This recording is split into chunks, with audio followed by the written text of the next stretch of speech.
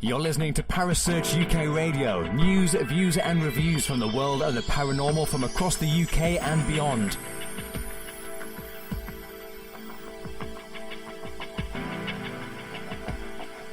Find us on Facebook, Twitter and the World Wide Web. Parasearch UK Radio.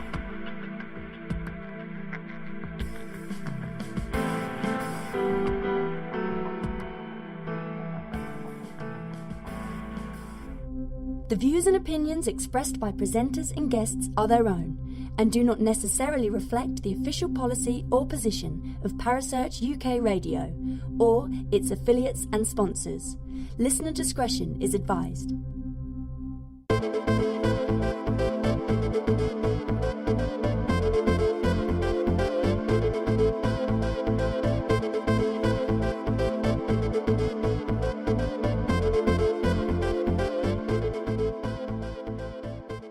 Welcome to the KTPF Reload Show.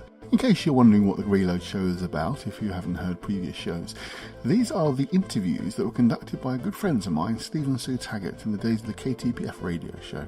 Their own radio show ran for just over 4 years, broadcasting every week for over 3 hours. I joined them in the last 18 months of the show's run, but eventually the guys felt they just about had enough. It was a monumental effort to keep broadcasting every week for 3 hours. It was a wonderful show.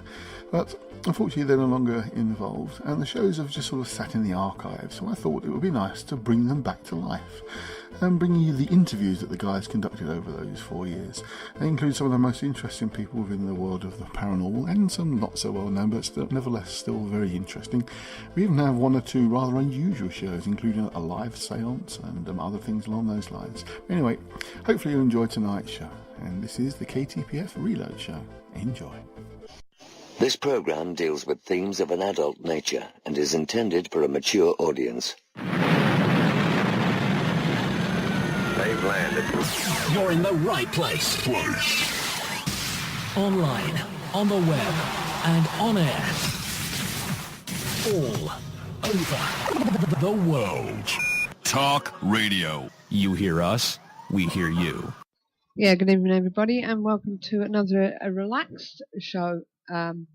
Talking and sharing and talking about various paranormal projects. My name is Suzanne. And I'm Steve. And we're here keeping the paranormal friendly. Later on we will be talking about Jack the Ripper. That's it, I've done it now. You're in now, Andy. And Ace Paradox has just joined in. Good evening, Ace Paradox. So we're going to be talking about Jack the Ripper in a moment with Andy Mercer when he gets home. And we're going to find out a little bit more about this. There is a new book out on this, to be honest with you. Apparently, they know who Jack is. Let me just tell you, there's a book naming Jack the Ripper, the biggest forensic breakthrough since 1888 by Russell Edwards. And we're going to find out what Andy thinks to that. I did actually name him on a recent show. Pardon? I named Jack on a recent show. Did you? I did. What, this Kaminsky guy? Mm-hmm. It says, my search is over. They found they did it on DNA evidence, apparently. Aaron Kaminsky is Jack the Ripper. Yeah, it says about this, about the DNA. It says here that the British newspaper, The Independent, asserted that Lou Helianen, whoever they are, scientist Yari Lou Helianen, analysed the DNA that was found on a garment, on a shawl that was found next to the corpse of Catherine Eddowes, one of the notorious serial killer's victims. And Russell Edwards worked with the scientist to analyse the DNA that was found on it and compared it to the DNA of Eddowes' descendants and the long-time Ripper suspect, Aaron Kaminsky. Now, so he's saying that his search is over, but this was in November. But I found another article, which was also in November, from author Diane Madsen. Now, she's saying that, let me see, where was we? She was talking about, did Sherlock Holmes create Sir Arthur Conan Doyle and his friend and mentor, Dr. Joseph Bell? Correct, and mentor Dr. Joseph Bell correctly deduced the identity of the most infamous serial killer of all time, Jack the Ripper. Now, she's saying that Doyle, who was a clerk under Dr. Bell at the Edinburgh Royal Infirmary during the late 1870s, and credits the pioneering forensic scientist as a key inspiration to his literary detective and his renowned methods. But she, as I say, she's saying that the DNA wasn't conclusive, and she thinks that the mystery still goes on. But we're going to find out more about that with Andy in a moment when he comes back. We're going to be talking about Jack the Ripper in this next segment. Andy is jumped right in there to help us out. Yes. A big thank you to Andy, and he's just said, "Hello, I'm back." Right. So when Andy's ready, if he could give us a call. One question I want to ask Andy about this. What's that? And it's probably completely immaterial, but I want to know which one of the. Have you got your mic on? Yeah, I got the mic on. Okay. Which one of the TV shows and that he thinks has come closest? I mean, I like From Hell. It's a great one. I like From Hell. Yeah. Obviously, a lot of them feature too much on the Royal Connection, but interesting little side thing there. Yes, I must admit, I do like the Jack the Ripper films and that come out. Excuse me? Excuse me? Who's excusing me? He just said utter nonsense. What's utter nonsense? Alan Moore, who wrote it, said it was nonsense. Which one? It was From Hell, From Hell. or it was good though. Or Abilene, or all the others that have been out there about the same story? It was still a good story, good film. So well played. Well played. It was well played. There are other ones that I've enjoyed. Yeah, there's Abilene, the one that I don't know about that one. Michael Caine did. Oh yes, yeah. Although I think that was a series, I didn't see all that one. I only saw about one of them. So, but as I say, I need to find out whether that, because apparently this woman, she doesn't seem to think that who they think is Jack the Ripper is Jack the Ripper. She thinks that the legend still goes on, or the mystery still goes on. Just trying to find that bit ready for when Andy comes on. He's just getting himself together. Yeah, she puts here, I'm assuming he's listening, published in September. Hi, Andy. Hello. Hello. I thought you were going to lose me for a second, and my Skype wasn't working. Right, as I say, published in September, the book Naming Jack the Ripper by Russell Edwards claimed the DNA found on the shawl that supposedly belonged to the Ripper victim, Catherine Eddowes, connected it to her and proves Kaminsky was the killer. But according to Diane Madsen, she points out that since Eddowes was a prostitute living in the same area as Kaminsky, she could quite easily have encountered him as a client, hence his DNA being on her shawl. And while Madsen would be the first to admit that she, like Doyle, is an educated amateur enthusiast rather than a professional detective, consulting or otherwise, she is not the only one casting doubts on Edward's findings and Kaminsky's guilt. That's what she says, and she believes that the 126-year-old mystery still continues. So what do you say about that, Andy? Well, firstly, the whole idea of DNA evidence from that period lasting that long on a shawl intact seems unlikely. Yeah. There is no definitive evidence that that shawl actually belonged to any particular victim. Mm-hmm. So that kind of falls apart at that level, really. I found I was talking to a friend of mine earlier on today on Facebook, a guy called Mike Covell, who's written various articles on the Ripper, and we were both saying the same. You just cannot take anything. What the hell was that? Anything like that too seriously, because it's got all sorts of holes in it, like most things. Now, where Mike and I would probably differ is I think the identity of the Ripper is correct, the name, but I don't believe that particular piece of evidence proves anything. Well, this is what Russell Edwards, in his book Naming Jack the Ripper, believes that his search is over. Kaminsky was Jack the Ripper. So, but he's going on it from the DNA evidence where he's worked with the scientist Yari Ruhelainen, or whatever you pronounce it. So I'll give you the link on last name so you can see where I'm reading this from. Sure. So perhaps you can pronounce it better than me. Give it a try. So, but as I say, it's that's what he's saying. That's where he believes that the DNA found on the shawl proving that so and so somebody was no longer a suspect. No, he was no longer just a suspect. We can hold him finally to account. The only problem is, from again what Mike was saying to me earlier, Russell Edwards has been linked with another proposed name for the Ripper previously, which is now being completely disowned as being nonsense. I was very much aware of one claimed diary of Jack the Ripper, which is complete rubbish, and this was another proposed like personal memoir that included suggestions that he was being chased as Jack the Ripper. But again, this name is nonsense, and it's interesting that this Russell Edwards has now attached himself to a different name for the Jack the Ripper, even though I think he's probably correct in terms of the identification. I mean, there are certain question marks around Kosminski, but I think most likely it is Kosminski. And I also believe the Ripper industry doesn't want the guy positively completely identified, because it then ends their little business, shall we say, of the guessing game of who killed Jack the Ripper. So we go back to 1888 to August the 31st, and obviously the first victim was Mary Ann known as Polly Nichols. And not forgetting there was another notorious killer in town.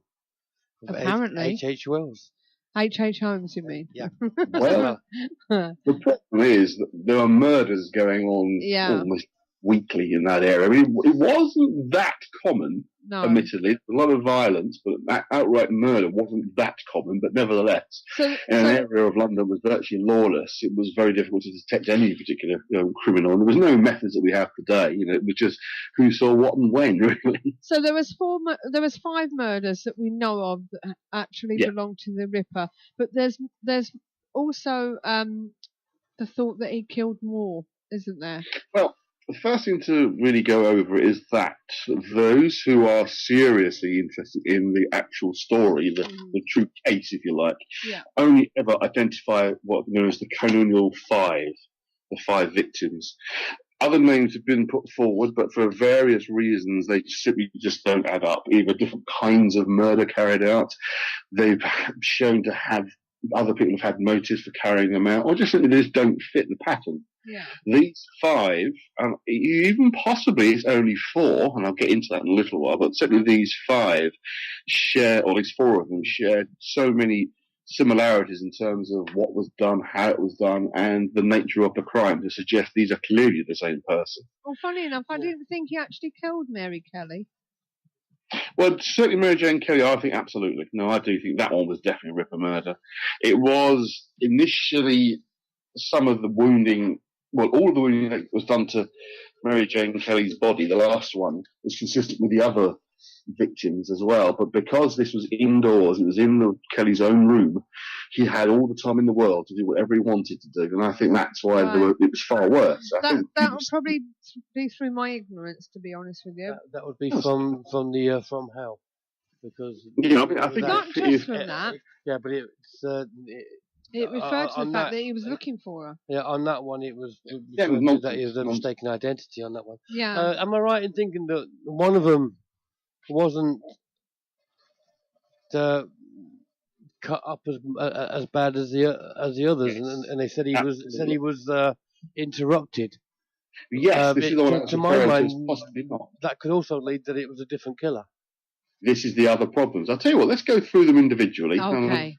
My brain contains this information. It's quite sad. I did, as mentioned something else earlier, I did the Ghost Hunters, American Ghost Hunters show. I took them on the tour around the sites when they were over here doing the Viaduct Tavern and the Hellfire Caves.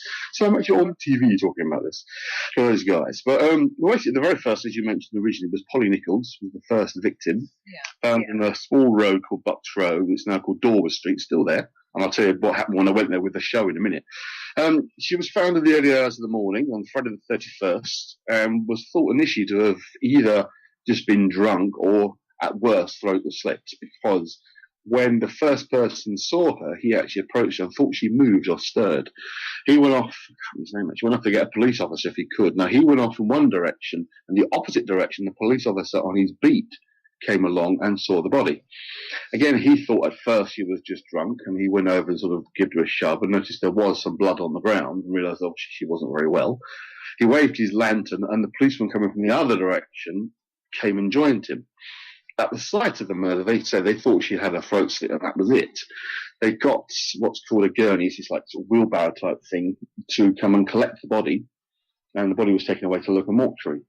It was only when she got there that they obviously undressed her and discovered the additional wounds, which had been basically cut open. I mean, I don't want to get too graphic, I don't know if you've got anyone underage listening, but basically it was pretty messy. She'd been cut from basically from the neck down to the abdomen and sort of knife waved around inside, shall we say. So she was always in a far worse state. But in those days, I say, murder was not that uncommon, and this was quite a violent murder, but it was something not that uncommon had been seen before.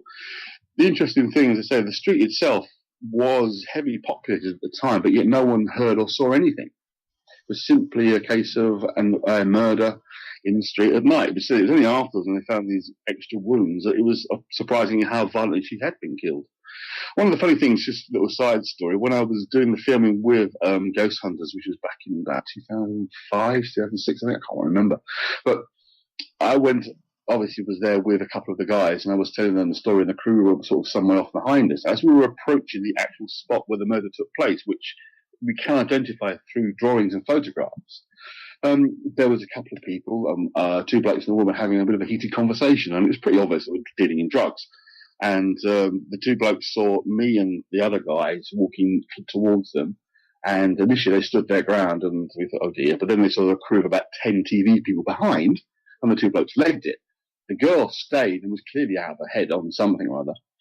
And I started sort of just talking to the camera about this being the first murder site, and she staggered over to me and said, oh, love, what are you doing? What are you filming? You're a young girl. And I said, oh, we're just filming about Jack the Ripper. Would you like to be a victim? With that, she screamed and ran away at high speed. So that kind of cleared the area for us. I mean, it's literally what is now a 5-minute walk away from the local Sainsbury's, obviously a well-lit area. Yeah. But in those days, there was very little lighting. It was just gas lights, and not a lot of them. I mean, the Americans often have this idea about the streets all being filled with sort of thick London fog, that kind of thing, which there was some, because obviously it was only coal fire burning, and it was a very built-up area. But I think it was treated as an unpleasant but fairly commonplace murder. So that was the first one. The next one happened only a week or so later. Am I right in thinking, Andy, that what made these stand out wasn't the fact that the girls were murdered, but the brutality of it? Yes, absolutely. Now, this is one of the biggest problems that has plagued the whole investigation from the beginning, is people in those days had no idea about psychopaths. I mean, they've been around for centuries, obviously, but it wasn't something that people understood. And certainly in sort of late Victorian London, it was very prudish to talk about any kind of sexual deviance, which to a modern criminologist is very obviously what was sexual deviance, was the mutilation shows that. The idea was just unknown. So you have from the beginning this whole problem of a motive. Why would someone carry out such violent crimes? There has to be a reason, a logical reason, a rational reason, shall we say, for it. The idea of psychopaths and murdering for reasons that would make no sense to the average Joe public just wasn't even considered, because it wasn't even known about. So from the beginning, you have this whole problem of why would someone do these kind of things? What possible motive was there? Which is when you get all these kind of stories, like you're having from Hell, the idea of this sort of even mad sort of doctor doing it, or doing it to try and frighten people off, making them look more gory, etc. So that was the first murder. Second one was, sorry, go. Okay, it's all right. Okay, so the second one was Annie Chapman, which was just over a week later on Saturday the 8th of September. Mm-hmm. Now, she was discovered in the backyard of a house, a shared house in Hanbury Street, number 29. She, again, was found sort of lying in her own blood, but this time she'd been mutilated a bit more violently because it was a little bit more subdued, sort of hidden away, should we say. It wasn't in the middle of the street. It was in an area that was overlooked by other houses, but it was about. And she was found at about 4 in the morning, just as sort of it was beginning to get light. So about 6 o'clock. But they reckon she'd been there for a while, so it was probably happening in the early hours of the morning. Again, she was lying on the ground. This time her clothes had been pushed up out of the way, so it was very obvious the mutilations. And she was found in the daylight, as I say. Yeah. And went as far as having certain parts of her internal organs were found sort of thrown on the ground beside her. And again, the various nasty sort of cuts. I won't go into all the details. It's pretty gory. But it was fairly clear that we were looking at a weapon that it was a long and thin blade had carried out the same kind of mutilations a week previously. There were a couple of possible witnesses to something, including one chap who came into the back to feed his rabbit in the early hours of the morning but didn't see anything, and then came back a little while later on his way into work to check his rabbits. He found the body. So it was around about 4 a.m., probably the time of the murder. And he was initially arrested because he was carrying a knife, but it was totally blunt and was used to cut up his carrots for his rabbits, so he wasn't eaten. The other things that were discovered was an envelope with the name of a regiment on the side, which they managed to trace the regiment, but nobody from that regiment was in any way involved or was even in the area at the time. This is where some of the Masonic mystery stuff starts to begin. Supposedly a claim was made of a coin to have piled up in a mysterious fashion. In fact, there was probably a couple of small coins that she had on her that were found nearby. There was no mysterious piling of coins, which is one of the stories that came out. And also she had a very cheap sort of brass wedding ring that was missing, so there was a suggestion of maybe robbery, but that was a bit far for just nicking a brass ring. So again, no real motive known about it. But again, the place was overlooked from all sides by other houses. The house itself, 29 Hanbury Street, had at least 4 families living in it. This woman didn't live there. Annie Chapman didn't live there at all. But no one heard a thing, apart from what was apparently going on next door. One of the residents of the house next door came out to use sort of the facilities, which is the backyard basically, at about 4 o'clock in the morning, claimed that he heard a woman's voice say no, and then there was a slight thump against the fence. Now, whether that was actually true and accurate or wasn't just someone coming forward to be sensationalist, I don't know. No one really knows. But this person claimed to have been in the backyard of the house next door at 4 in the morning and heard this commotion. So you do wonder, perhaps Jack the Ripper himself was just the other side of the fence carrying out that murder. But we don't know. So he kind of just disappears off into the darkness. There were reports that Annie Chapman had been seen with a man earlier in the evening, around 5 o'clock in the morning, which again would put it around about the time of the possible murder. Sort of described as being a shabby genteel appearance, which at the time was took to mean probably Jewish. It was a way in which they were described foreigners, if you like. It was all kind of, certain language being used, but that's generally what that was meant. So that was number 2. Shall I carry on? Or? Yeah, carry on. Okay. Do you know have you found out why they were all prostitutes? Easiest to people to target. They were, they're out all night. Most of them didn't have a permanent home. They would, even when, and it's been said before, once the murders were going on, but the height of it, why would these prostitutes still go out? Well, they've got to live, There was no welfare benefit. There was no NHS. There was nothing. You either got money, you starved to death. So they had no choice but to go out at night and be approached by men, I should say, for the usual sexual practices. 99.9% of the people that came to them was just old man who maybe made a few pounds at work or a few pence and wanted to spend it. It was 4 pence to spend a period of time with a prostitute in those days, with a 4p knee trembler. So they had to, you couldn't just not stay at home because there wasn't a home to stay at. Most of them lived on the streets. So Haley had no choice. Now comes to what's been known as the Night of the Double event. where apparently or seemingly two murders took place on the Sunday, the 30th of September. So it's been a few weeks, because by this point the police had begun to suspect that something very nasty was going on. They had two unsolved murders that were particularly brutal. Because, now, there's a lot of politics actually going on in the background of all of this, which sometimes doesn't get mentioned, because we often wonder why there was such a massive sensationalism around the Ripper. The fact was, the head of the Metropolitan Police, his name now, Warren, Chief Inspector Warren, I mean his first name, but Warren was very, very unpopular. He'd actually caused a bit of a riot the year before when unemployment demonstration had turned a bit nasty. He's actually sent in the army, and actually several people got killed. And a lot of the local newspapers were very much against him and were using the Ripper murders as an excuse to try and get him kicked out of his job. So they would sensationalise and report every single detail of these murders to try and get Warren fired from being the Chief Commissioner of the Police. So that was the real reason why it was so widely covered, shall we say. Not because it was some dark conspiracy and that kind of stuff. It was because they wanted to highlight the apparent incompetence of the police in order to get Warren out of his job. So we get to the point of this particular weekend, early hours of Sunday morning, the 30th of September. The first apparent murder that was been attributed to the Ripper was what we call Elizabeth Stride. Now, what apparently happened was that an owner of a local club, whose backyard, should we say, of the club was actually on the street of Duffield's Yard, is the name of the yard, on Bonar Street. He was coming home, having sort of been at work all night. Him and his wife ran a little drinking club for people of foreign extraction, shall we say. And it had been suspected that they may well have been involved in sort of socialist, anarchist plotting and planning. He brought his little cart into the backyard of his little house, or where the club was, and saw a woman lying on the ground, which he thought was his wife. He had a few drinks and was drunk. When he went into the building and found his wife sort of there with the other people, and realised that she was obviously totally fine and sober, he came outside with two other men on a lit match, which is where they discovered the woman lying just beside the entranceway, just sort of round the corner from the gateway, should we say, lying on the ground. Now, she had had her throat cut, but it was quite light because the other victims had been cut very deeply, almost as if the head was trying to be cut off, or at least was very, very deeply cut, often twice as well. She was cut the once and quite lightly, and nothing else was done to her. The suggestion was that they had disturbed the murderer. That when this chap whose name, I can't remember his bloody name, it's gone. The guy who had the cart came in, the Ripper himself, or the murderer, or the attempted murderer, was actually hiding in the shadows. It was only when this guy went inside that the murderer then made his escape.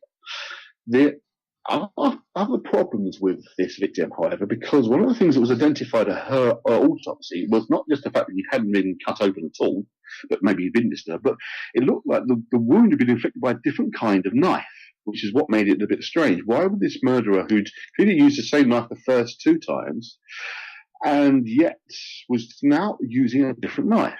It seemed odd. It was like described as being a broad blade and quite blunt. But the reason why they think this was a Ripper victim that was interrupted was that only about 45 minutes later, another victim was found. A woman by the name of Kathy Eddowes. Now, I've walked the distance from the Bonar Street, as it was then, to Mitre Square, where Kathy Eddowes was killed, and it is literally a couple of minutes. You know, you could run it in 2-3 minutes easily. I mean, you've got to remember these areas might have lots of police looking around, and people in general were about, although a lot of women, of course, were trying to stay at home. It's still very dark, very dark areas. It was easy for someone to slip past and not be seen. Obviously, you don't have mobile phones and cameras, that kind of stuff at all. But then you've got to ask the question, in that 2 minutes running from A to B, why did he change the knife again? Say again? In that 2 minutes running from A to B, why did he change the knife again? Well, exactly. I mean, the difference in time is difficult to really get to grips with. We're talking about 45 minutes to 50 minutes later, the second body was found. But we don't know exactly how long Kathy Eddowes had been lying there, how long it was between the two murders. So, anyway, Kathy Eddowes was found in Mitre Square, which is literally across the road from Fenchurch Street Station. And she was lying on the ground in one corner of the square. The square itself was closed in on all sides apart from two entrances. And there was a large warehouse across sort of the square, and even the guy who was the night watchman had been awake all night by his little fire, heard and saw nothing. And yet, when the police came into the square, they found this body. Now, she was in an even worse state than the second victim. She, again, had her clothes had been ripped open, parts of her internal organs had been cut out and were laying on the ground, and parts were missing. And this is important. We'll come back to this a bit later. Because one of the things that was said of this victim was that one of the cuts that removed this body part was so precise and swiftly done in terms of one cut that only a medical man could have done it. Now, this began this whole idea about the Ripper being some kind of medical man or doctor. Now, what the guy actually said in the report was, like it being cut off with one cut, smooth move of the knife, like a doctor could have done. Not that he was saying he was a doctor, but of course the press jumped on that idea of some raving mad doctor going around butchering people. And that's what was actually said. And the fact that the organ that he was referring to was attached at 2 points in her body, and the other end, being medically metal, was missed out. It's just the fact that this one bit of luck, one cut did the required damage. So that was number 4. So she was found 45 minutes later, but again, it was back with the same thin, long, sharp-bladed knife. They could tell this from the wounds on the throat, apparently. I mean, I know the autopsy persons, I don't know the details, but apparently that's how they were quite sure it was the same knife as the other ones. Again, the kinds of mutilations were very much in line with the first 2 victims. So that gives us a bit more information, actually, about what happened with her, because I say part of her body parts were missing, and some way off, a little area called Galston Street, which is only, again, probably 10 minutes, 15 minutes jog from Mitre Square back into the East End area, they found a piece of apron lying on the floor. Now, that was identified as having been cut from Edo's apron she was wearing. I mean, the piece was mashed up. It was clearly from there. Now, it was covered in blood, and speculation again is perhaps this missing organ, should we say, was wrapped in this piece of material, and the material got dropped for whatever reason. Now, right by where the cloth was dropped, there was graffiti written on the wall, which has been a source of controversy for decades, hundreds of years. Now, the exact wording, no one's entirely sure, because the 2 different police officers who wrote it down wrote it slightly differently. It was either that the Jews are the men who will be blamed for nothing, or the Jews are the men who are not to be blamed for nothing. The other strange thing was the spelling of the word Jews was odd. It was spelled Juwes, as opposed to Jews, which is the normal way of spelling. And that was seen by the police. Now, you're living in an area that has already got a lot of crime, where the Jews are seen as the outsiders, and the suggestions that somehow the Jews were involved in these murders could have caused riots. So quite sensibly, the senior police officer there had it removed before it could be photographed, which is a real shame. If it had been photographed, we know exactly what it had said. But he ordered it to be scrubbed off the wall. And again, this has been taken as some part of some dark conspiracy to hide the truth. But the chances are, as I say, it's more likely to prevent rioting, because it was already very sensitive about rioting, because it happened the previous year to do with unemployment. So it was rubbed off. It's a shame it wasn't photographed first, but it was rubbed off. So we have the police now baffled, basically. They don't know what's going on, don't know how this is all happening under their noses. It's only when you start to really look at the details of when and where these murders have been taking place, patterns start to emerge of clearly somebody who knew the area, someone who was a local. So again, you don't have like strange royal conspiracies of people coming to the East End to commit murder and going back to big royal mansions, that kind of stuff, because whoever this person was, they clearly knew the shortest routes between places because they lived there. So you get on to, a bit of time goes by to get to the final victim, which is Mary Jane Kelly, on November the 9th. Now, you might have noticed these gaps between the murders are getting longer and longer, and it partly explain why the assaults were getting more and more vicious, because clearly it was getting hard for him to find victims, because people were alert by this point. You now had 3 or 4 graphic murders who had taken place, and it was being sensationalized by the local press because they were trying to get the police commissioner out. There were vigilante gangs roaming the streets. It was getting harder and harder for him to find his victims. Now, the last one, as I say, Mary Jane Kelly, was an absolute mess. She worked, unlike the others who worked in the streets, she worked in a little home of her own, little one room or shack, basically, in a very, very notorious area of East London called Miller's Court. It was like the home of every criminal under the sun. Dorset Street was a real nightmare place. It's completely gone now. I mean, I'll talk about the sites in a minute about what, how they look today, but that one's now just a car park because it's completely gone. But she was found in the morning, the following morning, sort of reasonably late in the day, by the chap who was coming to collect the rent, basically. She was a long way behind with the rent, and he looked through the window and just saw this appalling mess, basically, on the bed. Probably took like a second or two to even realise what the hell he was looking at.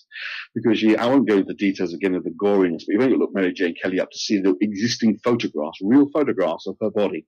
It's an absolute mess. All, faces unrecognisable, cuts down to the bone, bits of the body are sort of around the room. It's a horrendous mess. Now, this was without doubt the worst possible murder because, as I was saying earlier, this was at home. This was in a little shack she lived in. There was no one to disturb the murderer.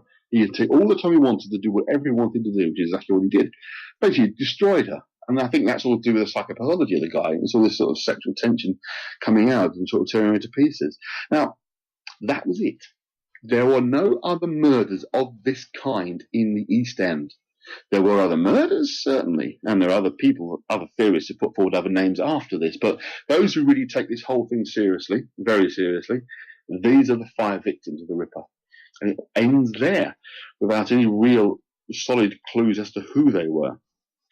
And I'm going to stop for a minute, because I think you must have some questions by now, surely.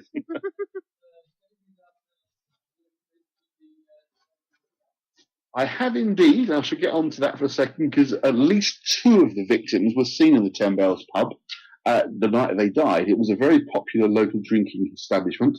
The original 10 Bells was absolutely huge. It's like, the Witherspoons pubs you have today. They're all massive, aren't they? Well, it was like that. It was about sort of 3 or 4 buildings long. It's now been reduced to something sort of not much bigger than someone's lounge. It's really quite small. So I've been in there. Now, this is a really ironic little story I'll tell you. When I first moved up to London back in the early 90s, I've been fascinated by this story for absolutely years. So when I had a chance to sort of move to London to live there when I was at university, of course I went on a long, detailed tour of all the areas. And I walked into the 10 Bells pub in the middle of the afternoon. This wasn't like a Saturday night, it was like a weekday afternoon, and the walls were covered in posters and sort of newspaper reproductions of stuff about Jack the Ripper. And in the middle of it, there's a little stage and a woman doing a striptease. And I thought, don't they get the irony of this? You've got his walls covered in Jack the Ripper stuff, and this woman stripping. I was like, I did leave before she got all her clothes off, I promise you. But I just thought, this is bizarre, There's behind her this picture of this mad murderer with a big knife, and there's her taking her clothes off. I thought, there's something really ironically weird about that. But yeah, so I've been in the 10 Bells. It doesn't look anything like it used to, and apparently now it's better than it was as well. It's been taken over by a chain. At that point, it was a bit on the run-down side. So yes, I have been there. Basically, what happens, now this is where it gets a little bit complicated, unfortunately, because it looks like the 2 different police forces, remember we've got the City of London Police and the Metropolitan Police, are both investigating these murders because the Mitre Square killing, Cathy Eddowes, is in the City of London, not the metropolitan area of London. So you've got 2 different police forces, yeah? Now, modern day police forces, we know, work together. They're coordinating their plan, or supposed to. Sometimes it goes wrong, but they are ideally trying to work together. Back in those days, nothing of the kind. They were rivals to each other. Each would want to solve the Ripper murder case. Now, what happens is that in December of 1888, a man is arrested outside of a brothel, apparently attempted to attack a woman in there and clearly raving mad with violent intentions. He's taken away by the police. Not sure which police force initially, but it appears to be that the Metropolitan Police have picked this man up. No, sorry, City of London Police have picked this man up.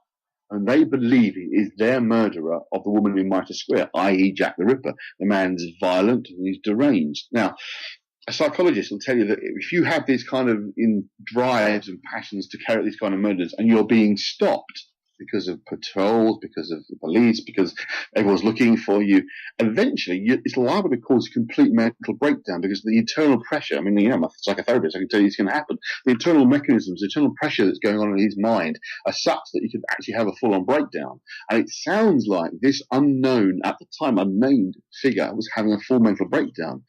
He was of Jewish descent, which fitted some of the descriptions. He looked like some of the people some people had described as being seen with the victims not long before they died, particularly, the Annie Chapman one. He'd been seen with the shabby genteel man. He matched the description.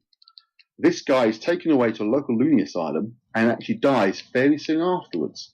His name is given in the records and they eventually find him as David Cohen.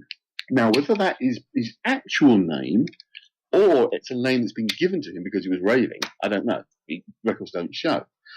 Simultaneously to this, and this is where it gets confusing, the Metropolitan Police picked up a Polish barber by the name of Aaron Kosminski. Now, Aaron Kosminski was arrested as a possible danger to the public. However, never specifically said he was Jack the Ripper.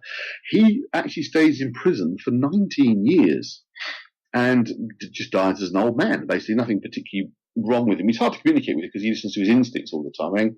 And on only one occasion, there's 19 years, is he ever violent to anybody. So that doesn't fit. Now, the reason why I mention this is because in the early 80s, one of the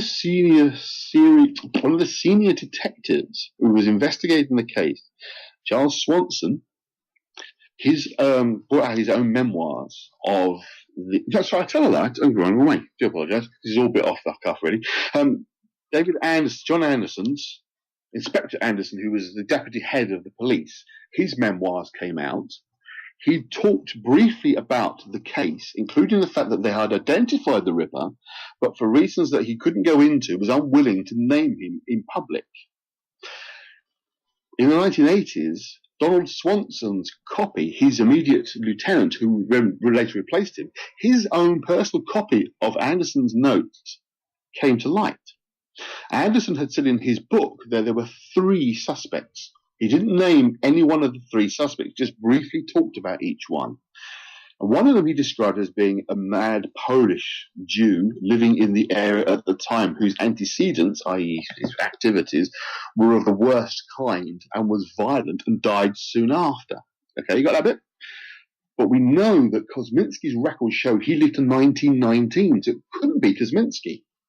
However, Swanson had written in the marginalia in his own copy, he named all 3 suspects, and I'll come back to those names in a moment, but he put Kosminski was the killer. And it couldn't be Kosminski because we know he lived for years and years afterwards. But it could have been David Cohen, who he might have heard about because the other force had him, not his own police force. So somehow Swanson, who had written his marginalia probably in the 1960s when he was a very old man, would have very likely got the ideas just mixed up in his head. His memory might have just failed him. And he was actually talking about David Cohen, who was, shall we say, unnamed, and been mistaken as Kosminski, because this is backed up by another strange little statement in Anderson's book, that apparently the Metropolitan Police took with great difficulty their suspect down to a Brighton convalescent home for a witness to identify this person, has positively identified him as being the killer. He was then returned and remained in an asylum. Now, this doesn't make any sense. You've got one police force effectively kidnapping the other police force's suspect and showing him to a witness. But the witness refused to give evidence about this suspect. Now, that's just bizarre. Why would the police force accept this guy being unwilling to give testimony as a witness to the worst murderer they've ever seen? None of it makes any real sense, unless they realise they got the wrong person. And it was actually this David Cohen guy that the city police had, not the Metropolitan Police's Aaron Kosminski. So you have a confusion of 2 people who were definitely Jewish, possibly both Polish, living in the area, showing similar problems of psychopathological nature, living right in the area. So there's your confusion. Does that make sense? From everything you just said, Mm-hmm. I would say I would be leaning towards the Cohen, and not Kosminski. Well, there was a program on a couple of years back. Yes. And I can't remember exactly what it was about, but they put all these suspects up, and Cohen and Kosminski were obviously amongst them. Absolutely. You had Martin Fido, who's the main guy behind the David Cohen stuff. He's the one that found the David Cohen records in the asylums and then the police records that kind of matched up.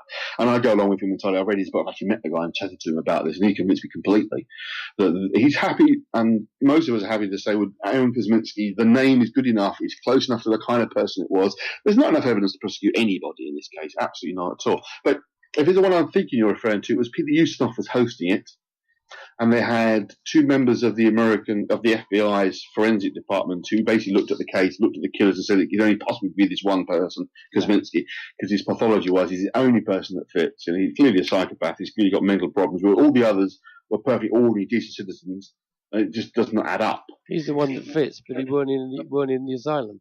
Exactly. The other one was. This is the slight problem. The guy that we know, David Cohen, as you know, as David Cohen. Now, there's been a suggestion his name might have been Kosmansky as his real name. So this gives you the confusion. You've got very similar names. But he's been known as David Cohen because that was the clear record of the man that was arrested outside the brothel in December 1888. Now, the other two names that were put forward, one of which was Montague John Druitt, who lived in South London but taught in the East End. Now, apparently he committed suicide at the end of the year, December 1888, but wasn't found until January 89, and had a note in his pocket that said he was afraid he was going like mother. Now, his mum was paranoid schizophrenic. Not violent, not murder, no, it's a totally different kind of psychological illness, but was suffering from depression. Yeah. Chances are he was also suffering depression. He'd just been fired for an undisclosed reason from his teaching job. It's been speculated that perhaps he was having liaisons, shall we say, with pupils at the school, and afraid he was going mad and afraid out of money, out of a job, he committed suicide. His name had been put forward purely circumstantially, only that he had suggested he might be going mad, he'd been fired from the job, and he worked in the area at the time. The third name, a moment escapes me. I should have looked it up earlier. But it was more a mystery how this person's name got in there in the first place, because he was a criminal, he was active in the area, but he was not a murderer. He never committed murder before. Oh, damn, it's gone. Sorry, guys, it's completely gone. Because at least one of them was a doctor. One was a butcher. That's a mistake, you see, because Montague John Druitt's family were doctors. He was a teacher. So he was a doctor. He was a teacher, but his family were a family of doctors. That's where the connection of being a doctor comes from. Remember I said earlier about this one cut or one victim being attributed to someone who had medical knowledge, and then this idea that one of the three named suspects was a doctor. Yeah, Druitt's family were a family of physicians, but he was actually a teacher. He'd failed to get into doctor school, should we say. Yeah. He originally trained to be he failed to get into being a doctor. When he was trained to be a lawyer, he came last in his class, and then he went teaching instead. So you get just general feeling there was a bit of a pressure on him to be successful in the family, whereas the rest of the family had been done well and he didn't. Yeah. The third name, Michael Ostrog, that was it. I knew it. Michael Ostrog was a mystery how he even got into this listing of three suspects. Because there was, I say, he was a criminal, certainly, but he was no evidence of violence or murder on his record. So that one also was a bit of a mystery. Now, for a long time, he was completely unknown and untraceable, but he was eventually found many years later in sort of police records. Now, anyone who's seriously interested in the Ripper case, you can't really see beyond these three people because they're the only ones that kind of fit in with what's known about it. Other theories have to ignore the understandings of the police at the time. Now, okay, the police weren't brilliant back in those days, but they were honest, decent people trying to solve crimes. And if they suspected strongly a particular person but didn't have enough evidence to prove it, you can't just ignore that. Because that was basically what Anderson was saying, and Swanson agreed. We know it's here. We just don't have enough evidence to prove it that we can take into court to prove it. So we're left with this annoying fact that we almost certainly know who the Ripper was, but we can't prove it. Therefore, the door is left open to all the other theories that are floating around, and there are many, many, many of them. And where did this royal thing come from? Okay, well, the one you alluded to there, first of all, which Alan Moore used loosely by his own admission, totally made up from hell story, he just used characters from the time, began life in the imaginations of one man, a chap called Joseph Sickett, who called himself Joseph Sickett. He claimed to be the illegitimate son of the artist Walter Sickett. And he claimed that Walter's actual father was the Duke of Clarence. And it was from a liaison with a prostitute, not one of the victims, a prostitute that he came into being, shall we say. Yeah. And that they were trying to find, they arrested his mum, put her in a loony bin, I forget her name now, and the people who knew about this royal illegitimate birth were 5 prostitutes by the names of Pauline Hills, Annie Chapman, Liz Stride, Kathy Eddowes, and Mary Jane Kelly. That they went out using the Freemason network, shall we say, to track down the people that knew about this child and have them murdered in more and more graphic fashions to warn everybody off the case. Now, this was Joseph Sickett's real name, Joseph Gorman's story. He told it to Stephen Knight, researcher back in the 1970s, who told the whole story, lock, stock and barrel, totally believed all of it, and published Jack the Ripper, The Final Solution. This is the first time there was any kind of claimed royal connection to Jack the Ripper. That was the first, and so far, apart from one other theory, the only other time. But of course, a royal ripper, that was a massive worldwide sensation. And Stephen Knight's book, Jack the Ripper, The Final Solution, sold in millions. You must admit, it was a good story.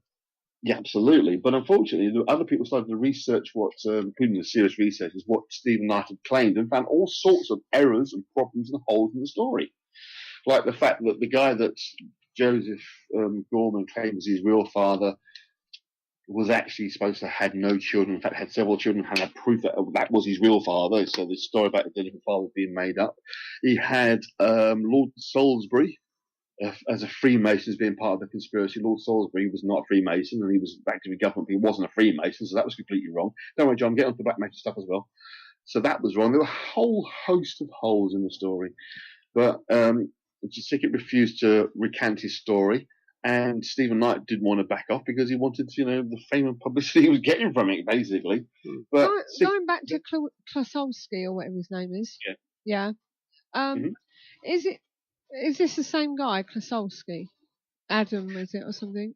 Or is this a different guy? Aaron Kosminski. Oh, there's no Klosowski, somebody else. That was Joe Chapman. This was somebody that was originally thought of, wasn't it? Severin Klosowski. Yeah. Apparently, he called himself George Chapman. He became George Chapman by acquiring the second victim's name or something. Yeah. No, he just called himself George Chapman because Severin Klosowski was not easy to pronounce. No, he murdered his wife, 2 ex-wives, and a daughter, and buried them under his house. So they don't believe it was him.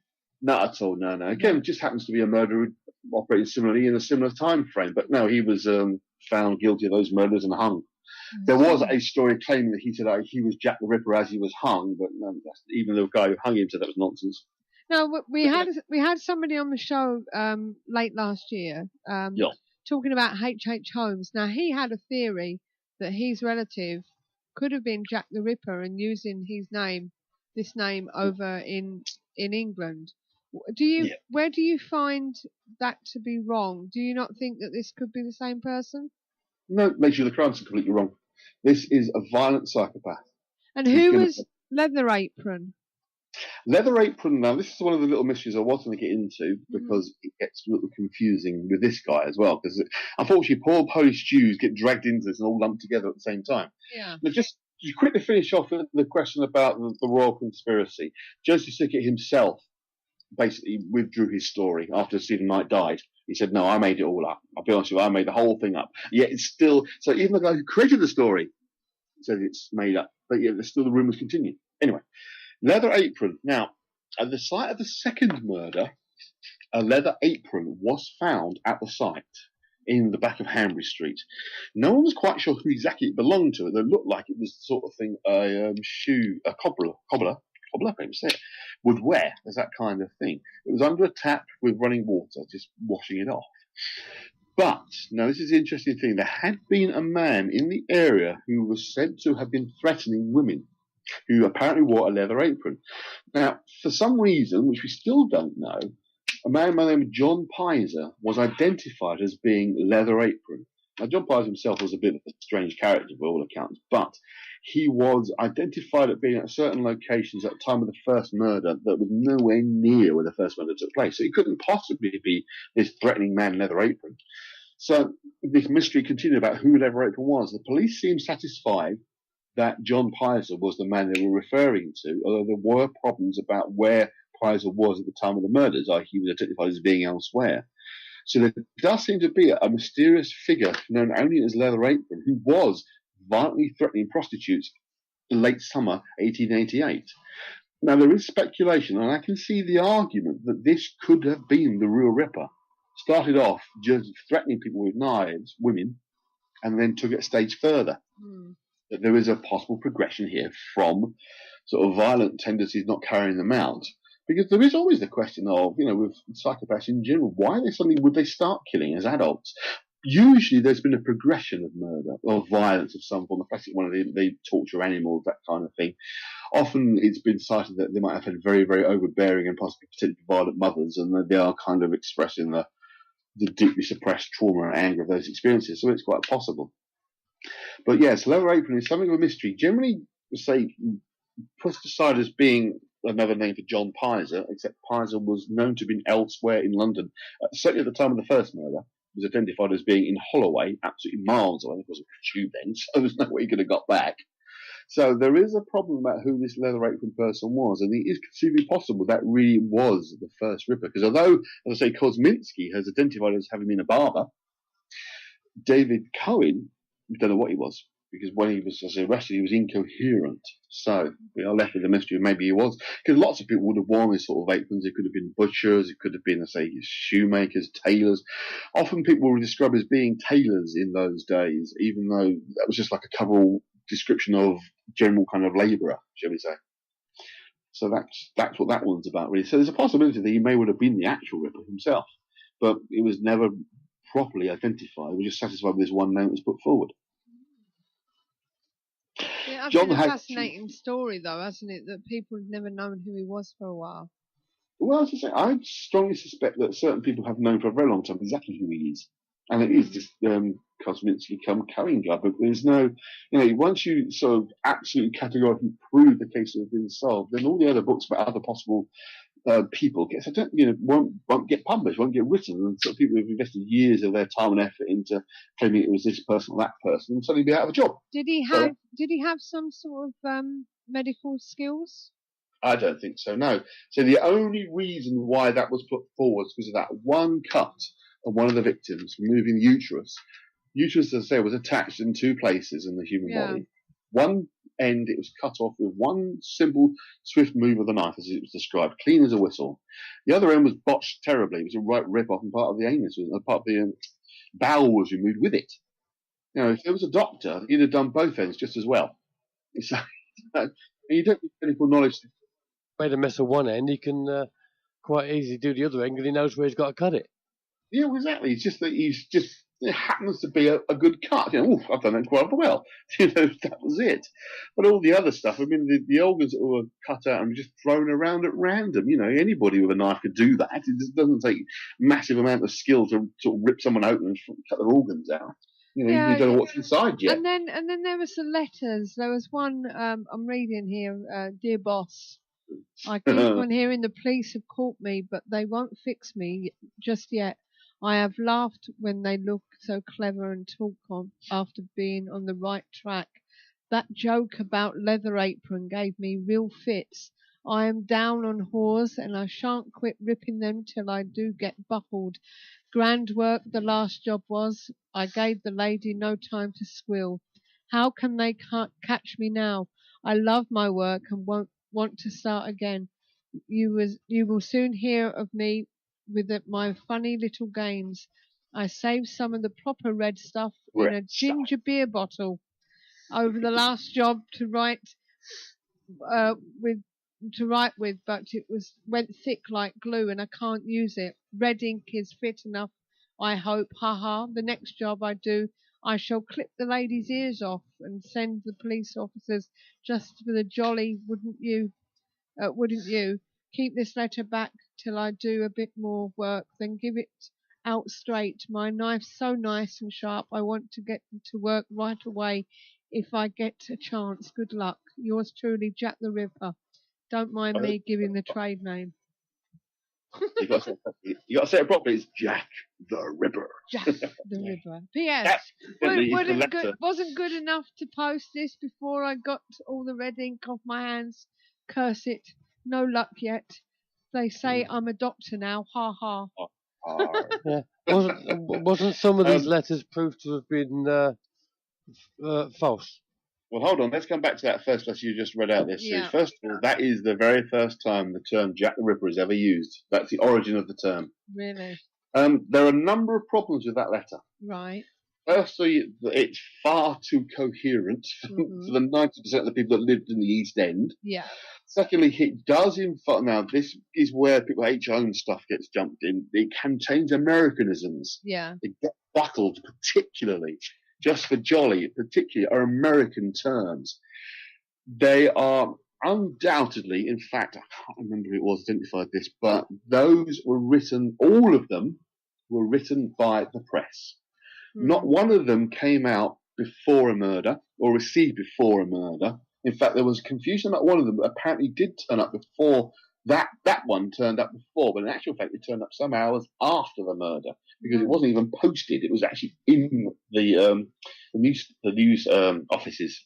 And you're like, it was one of the reporters who wrote it. Said the language is wrong for the area. No one living in that area would use those kind of terms. It was too well written for people in those kind of areas to have written it. It's been transcribed into our language, really, isn't it?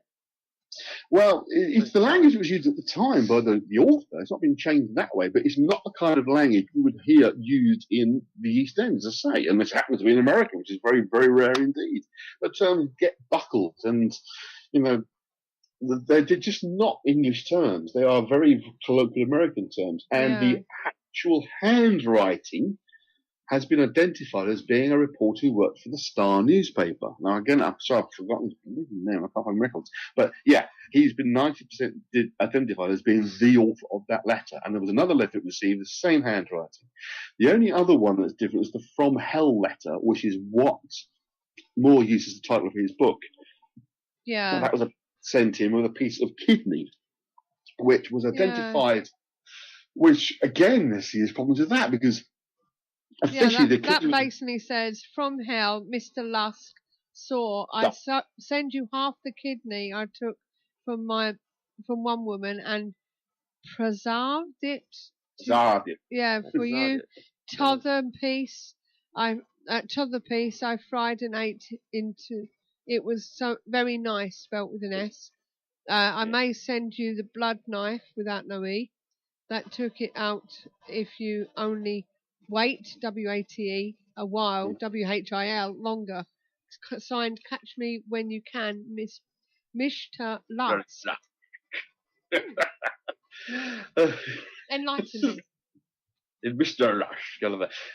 Lusk was running the vigilante group, basically. He was the one that was out organising the vigilante groups, trying to sort of keep an eye out for the women of the East End. But basically, again, he had his own agenda. He was no sort of local. He was a rather well-to-do businessman who was trying to get into politics. And he saw this as a way of getting his name known. The letter itself, again, has the same problem of using more like the language of the East End, but the spelling is bizarre. Words that were easy to spell are spelled incorrectly. Words that are not so easy to spell are spelled correctly. So again, the language is just wrong. The writing is wrong. The piece of kidney that was with that letter, officially in the press, was said to have taken to a serious major physician who identified it as being human, possibly soaked in gin, i.e. Someone who was a heavy drinker, suggesting it was Catiero's kidney. But in actual fact, the person they saw was not the physician himself, his young assistant, who said it might be a woman, a human kidney. It might be Ginny. But it was pointed out that without any kind of testing, you couldn't say it had gin in it or not. There was gin damage or alcohol damage or not without testing properly. And no tests were carried out. Even in those days, they could test for that. And no tests were made. So again, surely they couldn't tell what alcohol would damage the kidney anyway, would they? It would just be alcohol, wouldn't it? The problem is the in the news story and the reality are quite different, which is so often the case with these various stories about Jack the Ripper. Yeah, because even today, if they examine a kidney of a heavy drinker, they're not going to tell you what they were drinking from it. Absolutely. They just tell you it's alcohol damage. Yeah, they can't tell you what identify it now, but they'll take a lot of work. But as I say, it's the press. I mean, we think the press is great now back to the full truth. You should try the press back in those days, believe me. It's just pure propaganda most of the time, whatever they come out with. Nice to know that the press haven't changed much. Oh, God, no. And they're marginally better than they were. At least there's some kind of accountability now. There wasn't then. Going back to what John was asking about the black magic link, which I said I would mention. Yes. One of the more, I suppose, slightly more believable, but nevertheless slightly ludicrous ideas about it was that the Ripper was actually a man whose name has escaped me. And it will come back to me. I will remember it when John asked a question, and it's completely bloody gone. Basically, this guy was involved in a Theosophical Society, dabbling in witchcraft and magic type stuff. He claimed that the murders were carried out as part of a black magic ritual, that the bodies had to be in particular places in order to summon up great power. That he collected organs and hid them in his necktie, which he then kept in his lodgings, and his landlady discovered them in a box. The box itself, with the necktie in, actually passed to Aleister Crowley eventually, and he said that he knew who the Ripper was, and this guy was a very great black magician. But that's typical Aleister Crowley, just sort of going for publicity and talking nonsense. The guy who actually belonged to, who made the claims about the black magic rituals, I forget his bloody name. He had tried to claim it was somebody else, but they thought that the Jack the Ripper was not a serial killer, sexual serial killer, but the occultist Robert Dunstan Stevenson. Thank you. Yes, Stevenson. Yes. But Stevenson himself claimed this, and then seemed to be claiming that he was the one who was doing it.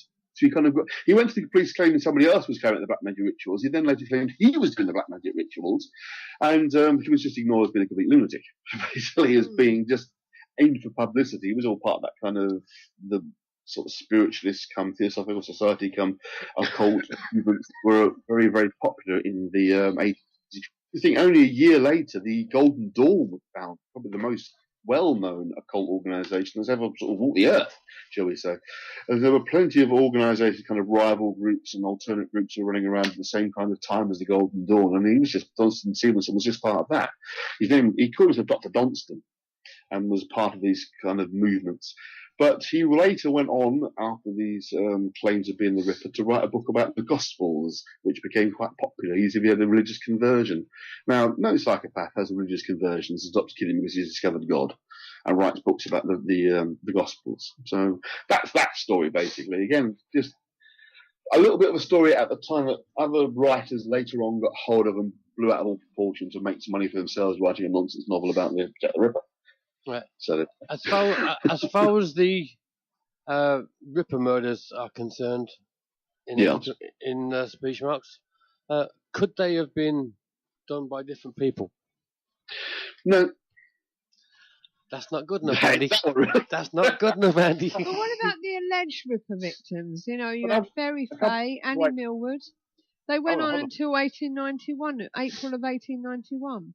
None of them match up, the different styles of murder, the different kinds of murder. Just go back to Stephen's point more seriously. The details of how the murders were carried out was never published. It wasn't in the newspaper, it wasn't in the press. So if there was more than one killer, they were doing exactly the same thing as the other person. The idea of two killers working together is incredibly rare, this kind of thing. I mean, we can think of people like what's his name, Fred West and his wife, but that's a husband and wife combination. In fact, if you look into history, there are very few occasions when there have been two people involved. It's usually husband and wife who do these kind of murders. So if it was someone working separately from the Ripper, how the hell did you know exactly what the Ripper was doing? And secondly, they were identical in style. Apart from that one, as I say, about Long Liv Stride and the problems with her death, the others were clearly the same person carrying out the same kind of violent acts. I mean, you could, even those days, you could roughly tell the strength of a person from the way the cuts were carried out.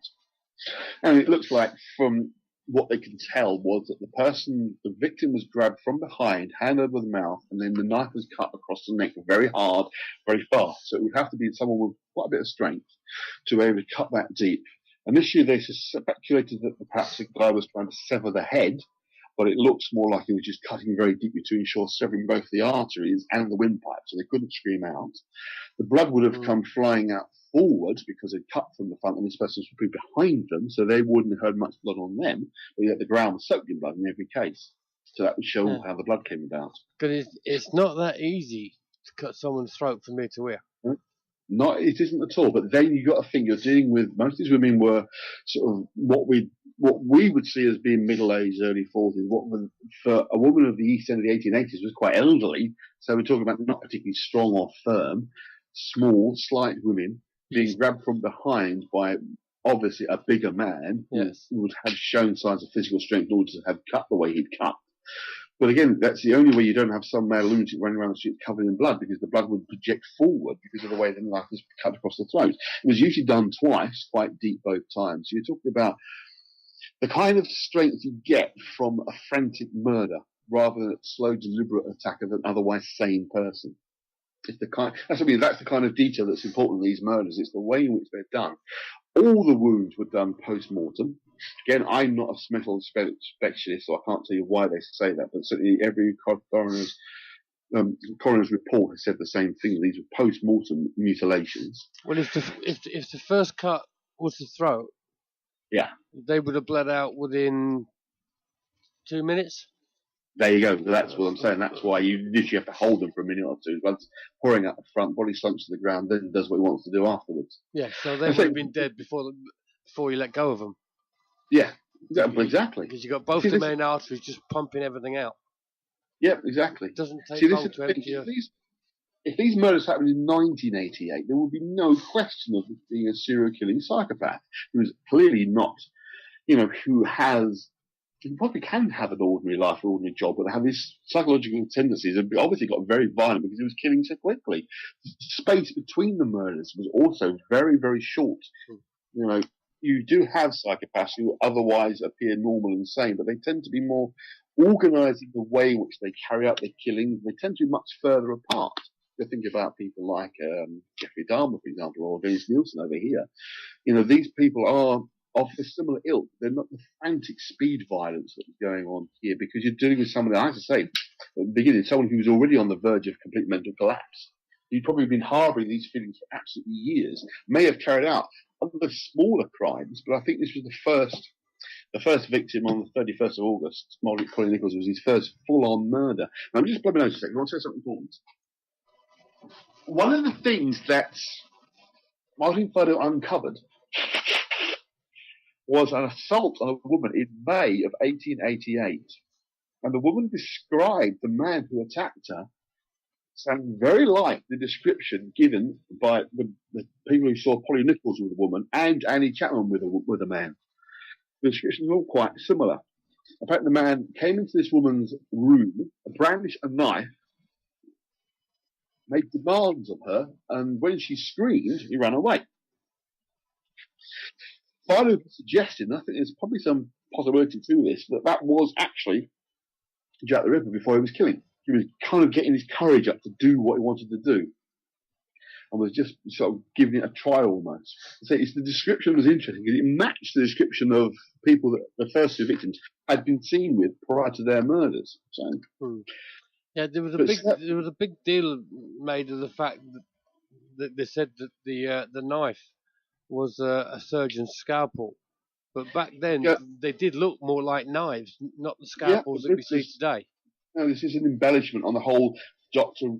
Jack the Ripper idea that was put forward by one writer, again, fairly early on, that whole nonsense about him being a doctor. So it's all part of that picture of this idea of being a surgeon's scalpel, because it was a long, thin-bladed knife, and it doesn't tell you anything.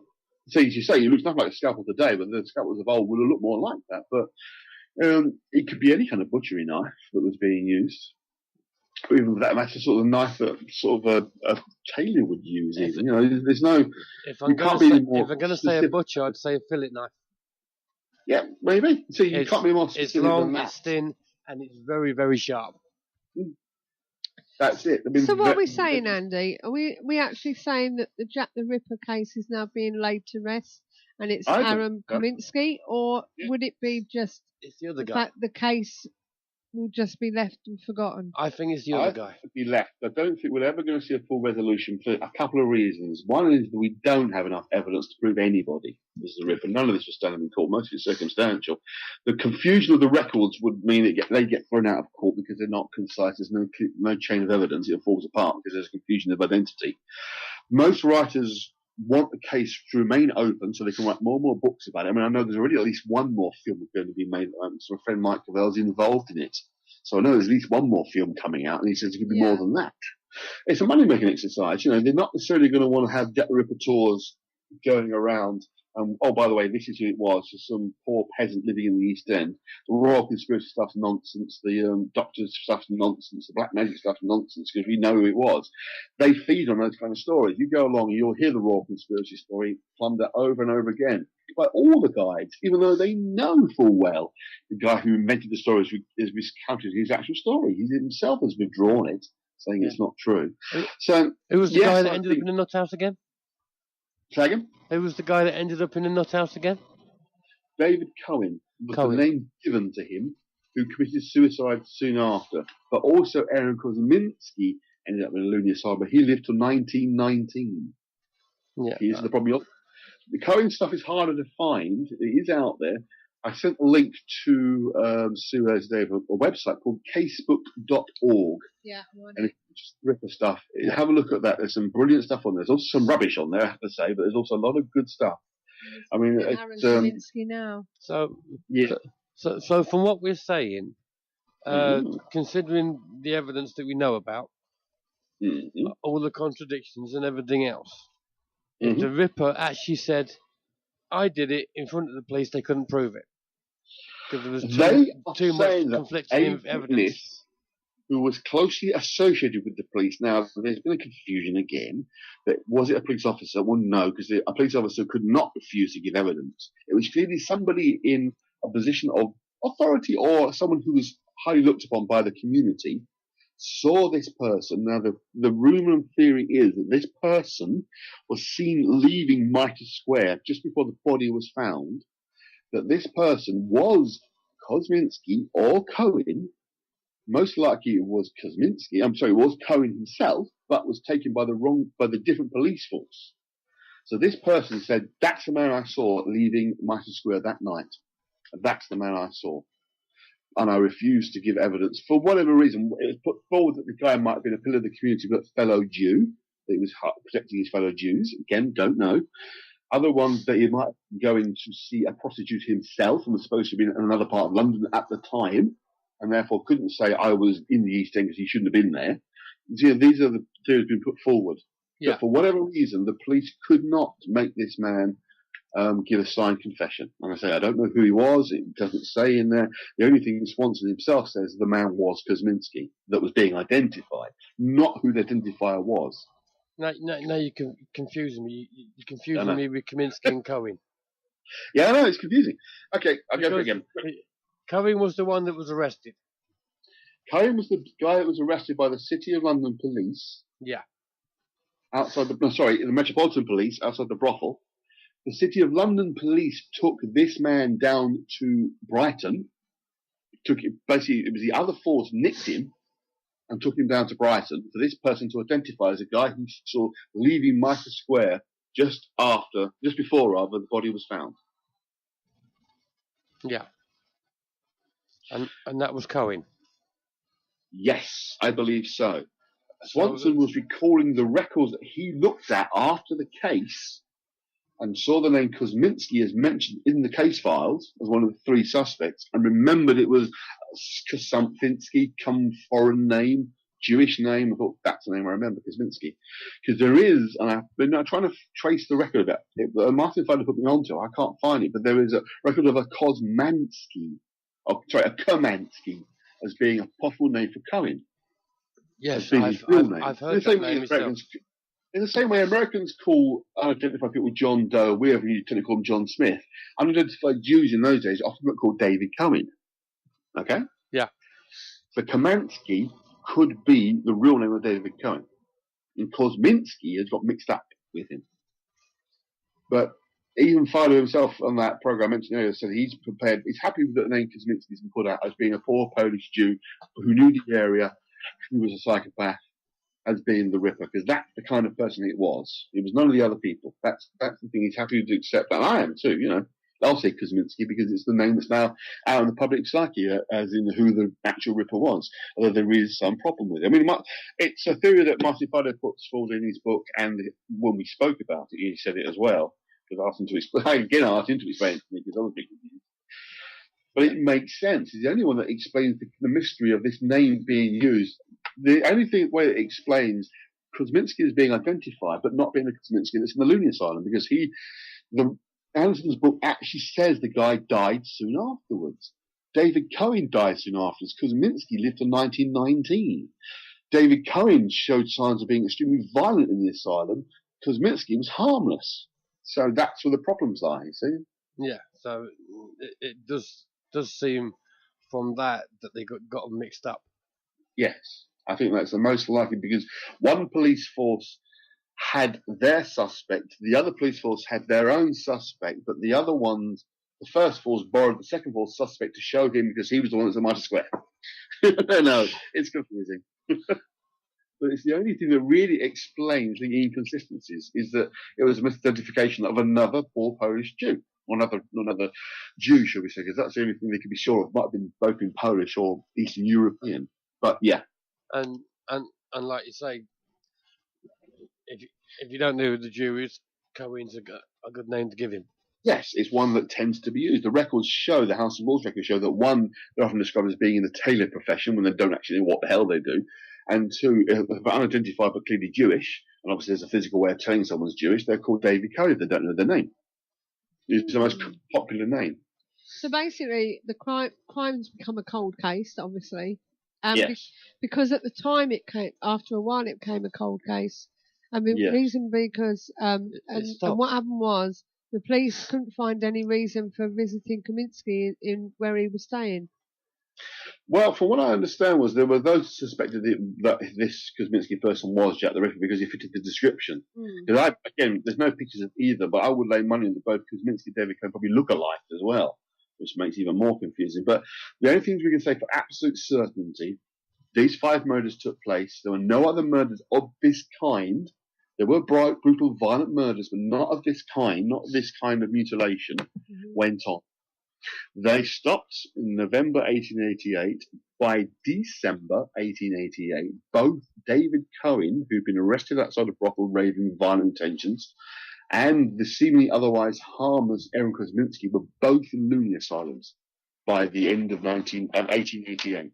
And the murder stopped. Now, again, they say if these murders happened in 1988, the fact that they'd stopped, everyone would say, well, he's either been captured or he's dead. There's no other explanation. All these other stories about other people who identify as going on having ordinary lives, it's just rubbish. It just doesn't happen. A psychopath is always a psychopath because of them it's normal and okay. They don't just magically stop killing because they feel like, oh, well, I've been a bad person. I shouldn't do this anymore. Oh, no, that was enough now. I've killed enough. It's like saying, I've eaten enough cake today. I shan't have cake ever again. I shan't eat anything else ever again because I've enough to eat now. The desire, the craving, the need to kill in that way would become too overpowering. They'd have to do it again. And yet these murders of this nature stop. There are violent murders, yes, but they're not like these ones. And remember, as I said, they didn't publish the details of exactly what was done at the time. It was just it was violent criminal actions. So the press wouldn't have known exactly what nature of the damage that was done. Some of it does get described in the autopsies, but not in incredible violent detail, obviously, because they couldn't publish that sort of thing. So people are seeing someone's been murdered, been stabbed a few times. Oh, it's Jack the Ripper. And that's really what was happening. But these are the only murders that are of this nature happening around this time in the right area. And they stop. And they only, as I say, both those 2 likely suspects, all the 3 suspects that are described in the Anderson's book, Ostrog, he's in prison for other crimes, drowned himself, and Kosminski Cohen, he's in a Looney asylum and dead soon afterwards. So Cohen's dead by the following year. But they're both, by the end of 1888, are both in Looney asylum. I'm glad you said it that way, Kosminski Cohen. Yeah, best way to do it, really. Say Kosminski, Kosminski, various variations of that name are put forward by different researchers, have been uncovered by different researchers. But as I say, I think in terms of said, Fido says roughly the same kind of thing. We don't know the bloke's name. Cohen was just a name that was recorded because the guy was raving. And I think And I've not done the full research, but I know Martin Fido has done. You talk to a psychologist. I mean, from what I know, my own personal work is that kind of psychological trauma, that kind of psychological pressure in one's head, if you like, is going to lead to an explosion eventually. You know, it wouldn't necessarily. See, this is the other thing that's against the idea of being Montague John Drake, because Drake drowned himself and committed suicide. Psychopaths don't commit suicide. They will keep going until something stops them. In every serial killer that's been caught has stopped because they've been caught or they're dead. They haven't just, you don't hear a story of a serial killer who kills like 10 people over the space of 5 years in the 1980s when he gets arrested in 2011. 20 years after they've suddenly stopped killing for no reason. Serial killers don't work like that. Yeah, they'll keep going. Stop because they couldn't for some reason. Yeah, you can't. It's anybody you can stop yourself needing to eat or needing to go to the toilet. It's a natural desire for them. It's an instinctual, no, natural desire is wrong. It's an instinctive drive that they can't defeat. And they say suicide. There are occasions where obviously serial killers do kill themselves in prison. I mean, we know Harold Shipton and Fred West both hung themselves, but they were of a different kind. They're not this kind of violent psychopath in that way. What they did was different. Yeah, it's mental illness is a very hard thing to. Yes, I mean they come to different forms and categories. As I said, it's not something you can just cover all. A psychopath has a psychological need to commit violent attacks upon people. This kind of psychopath. There are other kinds of psychopaths who are completely different. I mean, some people in high-flying business actually would come into the bracket of psychopath because they are so focused on what they're doing and don't give a flying poo about anybody else. Who gets in their way just gets trodden on. That's psychopathic tendencies. But this kind of violent sexual psychopath is a very particular kind. And that's really what Jack the Ripper was. I mean, I don't think that it would have lasted half as long if it had been carried on with the Whitechapel murderer, was what he was called. The whole name Jack the Ripper, I think, is what cemented it in history. Because there have been other similar killers around different times, and none of them were so remembered as this guy. I mean, some people describe him as being the first serial killer, but there was a case in 1700. One of the books I read, actually, I've read lots of books on this, outlined a killer who sounded not too dissimilar to Jack the Ripper himself, but he was killing in the early 1700s in a different part of London. He's never called a serial killer or was even remembered that well by history. Oh. Yeah, he was doing a similar kind of thing 100 years before. Oh, never heard of it. I didn't even know it happened. Exactly. No, I mean, you think about it. Serial killing doesn't suddenly start in the 1800s. It's been going on for decades. And yet everybody knows about Jack. Yeah, this sort of mad desire to murder people en masse. It's been going on throughout history. But because of the name, because of the hype around it, because they were trying to get the Commissioner sacked. Commissioner, Warren. Warren, yeah. Charles Warren, yes. Trying to get his job. Staff other newspaper were pursuing him relentlessly, trying to get him out of a job. So any kind of case that showed any kind of police incompetence would ultimately come down to him. We're trying to sort of force him out of his job. I mean, even got to the point where questions have been asked in Parliament about this. It was all political. It was all politically planned to try and get this man out of his job. The government itself wasn't very popular at the time, so it was a chance to bash the government. You also had psychological medicine was in its infancy, was beginning to start sort of emerging. You had Freud was on the horizon, about to emerge. There was predecessors of Freud who were already sort of writing about psychopathology, and sort of the high-flying people in the medical profession were starting to read about all this sort of stuff. You'd have the whole revelation of Charles Darwin and the origin of the species changing people's perception and understanding about human development.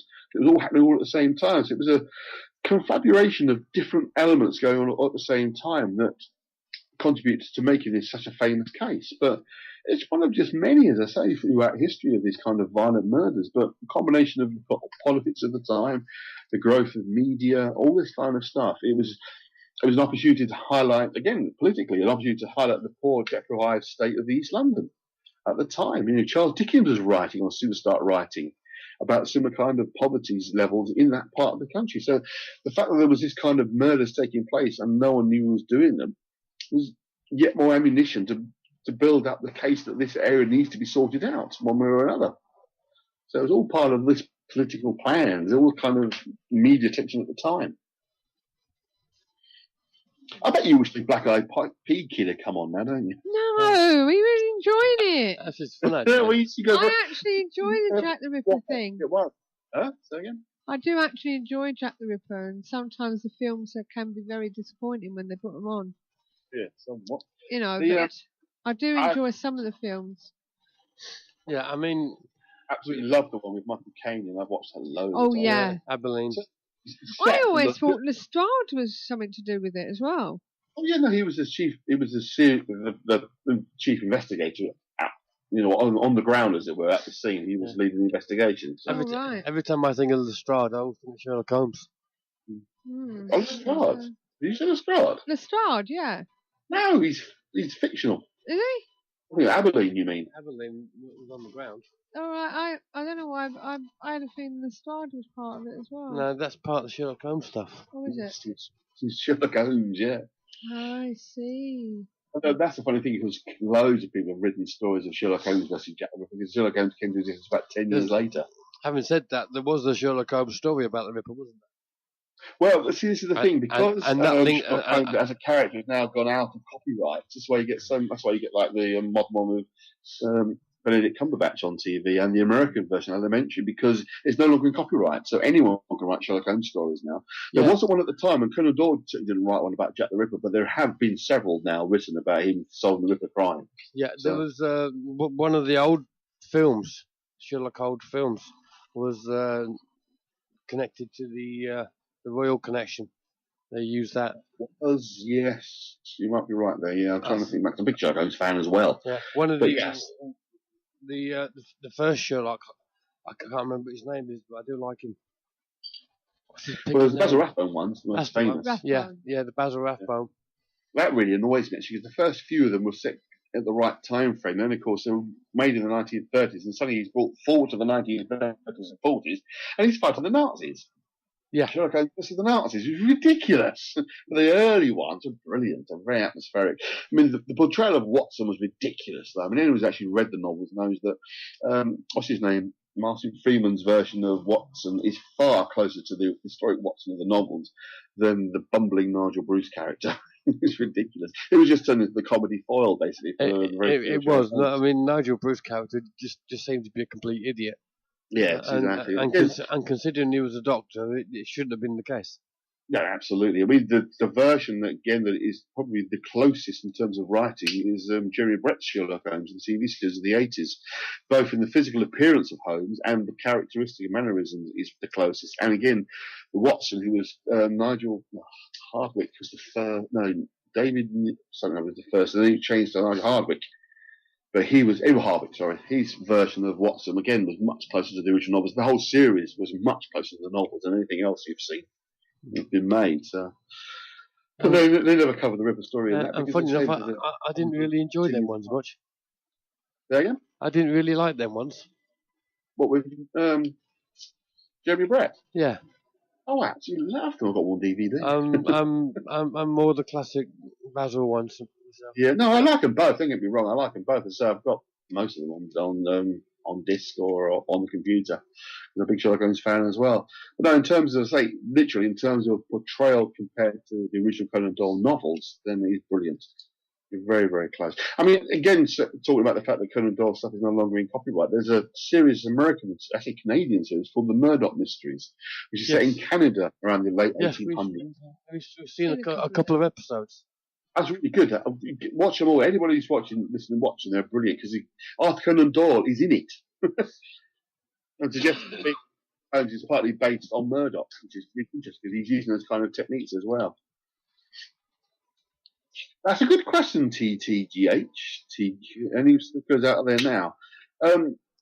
But the obvious answer is I don't know. If they are, they've been keeping themselves very well hidden. I mean, America is a different kettle of fish. They reckon that any one time there's about a dozen serial killers alive and active out in America. But here, I don't think so. I think it's because we're a much smaller country, you tend to know about those kind of crimes, because obviously as soon as there's clearly more than two people being murdered by the same person in a short period of time, it gets publicity, because that's the best way to catch someone is publicity. The last one I can recall was the guy, it was Christmas, I think, a few years ago, who was murdering prostitutes as usual. Mm-hmm. The one I know something about was there was a guy from Southend who was murdering gay people. He actually lived across the road from a friend of mine, which is quite distressing, in Southend many years ago. But I don't think it's up and running in the UK, but in America that's another story. Probably, almost certainly. Just for the sounds a silly question, but how many people do you have to kill for it to be a serial killer? I think it's either 3 or 5. I think it's 3 or 5. I wouldn't swear to it which one of those it is. I know it has to be within a certain period of time, but over a certain period of time, otherwise it becomes a killing spree. Like, people like what's his face, the Huntington guy with the guns. Yeah, man, if you do that's a killing spree. He's not a serial killer in that respect. It's a killing spree. Yeah. So it's 3 or 5. It might be as low as 3, but certainly it's certainly at least 5. So it kind of has to be spread out. Yeah, over a period of time. And it can be over a number of years. It's the power of the motivation in the psyche to carry out these crimes would give you an idea of the length of time they're happening. So one of the big things I said before with the Ripper was it was the increasing time frame between the killings. I mean, between the first and the second one, it was just over a week. Second and third was about 3 weeks. The third and fourth, so the fourth and fifth, the third and fourth happened the same night, but the gap between the third and the fifth, you're looking at nearly 2 months. It's over 6 weeks. Yeah. So again, September to November the 9th. So you're talking about a fair period of time. Yeah, that alone from a serial killer is unusual. It's usually the other way around. It usually gets quicker, not longer. The different kinds of serial killers, and so this one is a psychopath, sexual deviant to the verge of insanity. Basically, this guy would probably have trouble keeping an ordinary day-to-day job. In those days, you could live on the streets. You could. They've identified possible locations for where some of the Polish-Jewish suspects would have lived. And David Cohen, there was one, I can't find the original reference to this, but I think there was somewhere I was reading that David Cohen has been identified living at a particular address that was right in the middle of the area. And I remember there was a chap called Wolf Cohen who said his younger brother might have been the Ripper. And Wolf Cohen lived right in the middle of the East End area. That meant going from where Wolf Cohen lived, I forget the name of the address, but to any of the sites was pretty much a straight line.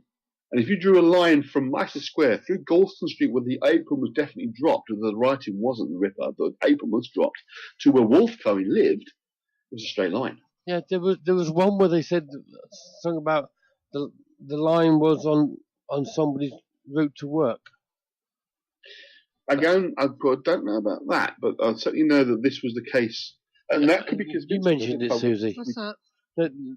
The one of the suspects, when he went to work, it was in a straight line between all the murders. It wouldn't have been all the murders because they were spread out. Because he used to have to leave at early hours in the morning to go to work. You mentioned it. Who does? You mean who does? Jack the Ripper? Yes. I can't remember. Yes, yeah. One of the suspects had to leave at 2-3 in the morning kind of time to go to work, and all the murders were on a straight line with his route to work. Well, I couldn't say who that would be because they weren't in a straight line. They were quite randomly spread out. So they four of them instead of one in the city. I can't remember that one. Yeah, well, what I mean is, but his route to work went right through the middle of it. Mm. Oh, we might have gone through one. Yeah, if you walk from one side of East London to the other, you'll go through the middle of Riverside. If you're going from Hackney to Fenchurch Street, you could walk through two sites. Did you see that one there from TTGH before we finish with you, Andy? Who was the UK's last serial killer? I don't know. I must admit, I don't. There was a guy who was the taxi driver. The last one I can remember, most recently. He killed a few people. The other thing I want to just quickly talk about, for a moment, is the sites today. If I want to go on a Jack the Ripper tour and see the sites, some of them are still quite easy to find. So the site of the first murder is not far from the Tesco's, Sainsbury's, I should say, at the end of Cambridge Heath Road. And incidentally, at the very end of that road, is a pub called the Blind Beggar, which anyone who's into the Cray twins would know the name of straight away. It's been the site of one of the murders that they were involved in. So there's literally a 5-minute walk from Ripper site. So you can go to that quite easily to, it's called Dorwood Street now. Yeah. And you can see where the gateway where her first body of Polynicus was found is actually a small car park. So you can actually identify it quite easily. Chapman's Hanbury Street site was now the site of a brewery, which is itself since closed down. But there's someone that's actually sprayed graffiti on the floor that says Jack the Ripper was here type thing. So you can actually see where it was. Yeah. The interesting thing is, although the house itself has gone because of the brewery that's there, if you go around the corner from there to some of the side streets, there are houses of the right period standing there that look very like the photographs that exist of Hanbury Street. So you can actually go there. I took the Ghost Hunter guys to that site. It was on the programme, but I took them there to show them this is what it actually looked like. These are the same kinds of houses, tenement blocks that were on that site. So that's quite interesting. Another little quick story about Long-Lived Strides site at Berners Street, a place called Duffield's Yard. There's now a site of a school. It's called Henrique Street, and right across the road is a block of flats. But the block of flats used to be the home of a local Jewish social club, where my wife's parents got married. All right. Literally across the road from one of the murder sites at Duffield's Yard. Again, someone's very nicely sprayed on the wall of the school grates. This is a big like school wall thing. This is where the site was, so you can kind of figure out for yourself exactly where it was. But yeah, my wife couldn't believe when I took her there. So yeah, that's where our parents got married. Right. And I'd say Mitre Square is still there. All the buildings around it have changed, but the actual cobbled stones are the same stones. They haven't changed. And there have been many times where people have seen at night a body lying there, only to investigate and find there's nothing there. There's a lagoons. Right. There's also been ghostly screams have been heard, which is odd because there was no screams heard at the night of the murder. So yeah. Okay. And a quick answer to. Oh, you found something? I found something. TTGH. The last one in England seems to be Levi Belfield, also known as the bus stop stalker. What year was that? He was convicted of the 2002 murders of Amanda Dowler and 2 hammer attacks in South London. I've got one more later than that. That was 2003, 2004. Well, I've got on the database of UK and out paedophiles and child abusers. It starts off with the Victorian angel who murdered 400 babies. The Victorian angel maker, they called her, Amelia Dyer in 1896, and it finishes off with Stephen Gerard James Wright. That's the guy. Yeah, English serial killer known as the Suffolk Strangler. He is currently serving life prison for the murder of 5 women who worked as prostitutes in Ipswich, Suffolk. The killings took place during late 2006. Yeah, the guy above Colin Island, that's the guy who lived across the road in Southend from our mate Steve. All right. He was the guy that killed the gay people in the community in the yes, but yeah, Steve Wright, that was the guy I was trying to think of. He was a taxi driver, the Suffolk Strangler. Yeah. So just quickly again, as I say, and the last site of Mary Jane Kelly, it's now Spitalfields Market, as was, so from one butchery to another. So it's now a car park, as I say, because that moved to Docklands area. So there you go. Well, so, actually, it says on there actually that Jack the Ripper. Oh, it's all right. Ignore that. I was thinking of the later one, up to 11. It says that was the later one. Ignore what I was about to say. But carry on. So yeah, that's it. That's all the sites. So you can go on Ripper tours. Unfortunately, if you want to, what I did once was go around the sites in the order of the killings and took over 2.5 hours because it was quite a long sort of track around. But I mean, most of the tour sites will take you on some of them. They don't take you all. They don't take you to where Mary Jane Kelly was killed because there's nothing there. Say apart from a car park. And even that's a pain because the car's getting in and out of it. But yeah, so as I say, I think almost certainly he has been identified. There is some confusion about which one of those 2 people it is. Personally, I go for David Cohen. Mm-hmm. Although a lot of people tell you because Minsky, ignoring the mix-up of names, anybody who puts forward names outside of those, like the very famous James Maybrick diary of about 20 years ago, which was absolute fake. It was a major sensation. Even had TV programs made about it and potentially a film made about James Maybrick's diary. Mm-hmm. But that was created by the person who found it. And that's a funny little story because what he did was very clever. He used a book, an old photograph album from the right period, We actually managed to get ink from the right period. It was much consistency. So when the paper was tested, it was shown to be late 1800s, first testing. Ink was shown to be late 1800s, first testing, and that was it. I thought, we've got him. This is proof. What they didn't check until later was how long the ink had been on the paper. Less than 10 years. And it was like, that was before all that was after all the sensation stuff had gone out, that this was the diary of Jack the Ripper, James Maybrick, because we have forensic proof. But they didn't test for how long the ink was on the paper. When that came back to under 10 years, they thought, and eventually the guy who created it confessed he'd made it up. He'd already made an absolute fortune out of it. And even, because it's not actually a crime, no crime committed, he kept the money, it's no problem. Even though he admits himself it was complete fakery. He didn't sell it based on saying, I am telling you this is the Ripper. I am saying, I found this diary and it says this. What you do with it's your choice. Okay. Basically. Right, well, So thanks a you've lot, read- Andy. No problem. Thanks a lot for stepping stepping in for the breach again. My God, I was what the time is as well. Sorry, I it was as late as that. So, well, Time just flies. thank you again, Andy. Well, that's all right. So, and you can join in with us in a moment, like you have done before. This is where it's at. So until next time, and Andy, you can join us. All that's left to say is remember to Keep the paranormal friendly. Good night and God Good night, guys. night. Night. This is where it's at. Hello, Harry Price here. Good evening. If there's nothing myself and everybody else enjoy here on the other side more is the sit back and relax and listen to Parasearch Radio with its paranormal news, views and reviews from across the UK and beyond. Make sure to find out more about them on Facebook, Twitter and the World Wide Web, whatever they are, to keep up to date with all their broadcasts throughout the week. And I hope you enjoy them as much as we do over here. Hello? Is anybody there?